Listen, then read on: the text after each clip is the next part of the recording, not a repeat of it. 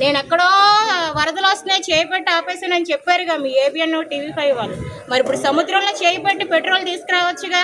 ఏ talent లేదా చంద్రబాబు గారు? ఆ ఏబిఎన్ ఛానల్ కూడా ఏం చేస్తున్నారు? ఆయన చెప్పించండి మీరు. చంద్రబాబు నాయుడు సముద్రంలో ఇలా చేపెడితే అలా పెట్రోల్ వచ్చేస్తుంది, మొత్తం అందరి కష్టాలు తీరిపోద్ది. ఆంధ్ర రాష్ట్ర తెలుగు ప్రజలందరూ కూడా ఒకటే గమనించండి. నేను ఒక్కటే చెప్తున్నాను, గతంలో కరోనా వచ్చిన టైంలో జగనన్న లేకపోతే ఎలాంటి దుస్థితిలో ఆంధ్రప్రదేశ్ శవాంధ్రప్రదేశ్గా మారేది. మరి ఈనాడు చంద్రబాబు నాయుడు గారి ప్రభుత్వంలో కరోనా వస్తుందని ముందుగానే మనకు తెలుసా? ఎక్కడో చైనాలో నుంచి ఆంధ్రాకి రాలేదా? మరి అదేంటి ఇరాన్లో ఉన్న డీజిల్ కొరత వస్తే ఇక్కడ ఏ లోటు లేదన్నప్పుడు ఇన్ని లారీలు ఎందుకు ఆగుతాయి? మైకు పట్టుకొని ప్రతి ఒక్కరు కబుర్లు చెప్తున్నారు కదా, ఇన్ని లారీలు ఎందుకు ఆగుతున్నాయి?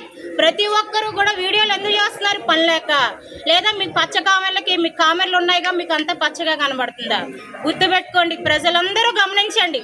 ఇది నేను ముఖ్యంగా ప్రజలకు నేను చెప్తున్నాను. జగన్ ఉన్నప్పుడు కరోనా వస్తే, జగన్ గారు ఉన్నప్పుడు మన ఆంధ్రప్రదేశ్ ఏదైనా జరిగిందా? ఇప్పుడు బాబు గారు వస్తే డీజిల్ కొరత, వరదల కొరత, అది ఇదనే అప్పులు.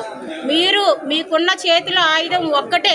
మీలో మార్పు రావాలన్నా, ఆంధ్రప్రదేశ్ బాగుపడాలన్నా మీ ఓటే మీ ఆయుధం. జగనన్నను గెలిపించుకుంటే కనుక పేద మధ్యతరగతి ప్రజలందరికీ ఉపయోగం. చంద్రన్నను గెలిపించుకుంటే కనుక చంద్రగ్రహణం పట్టినట్టే, అంతే.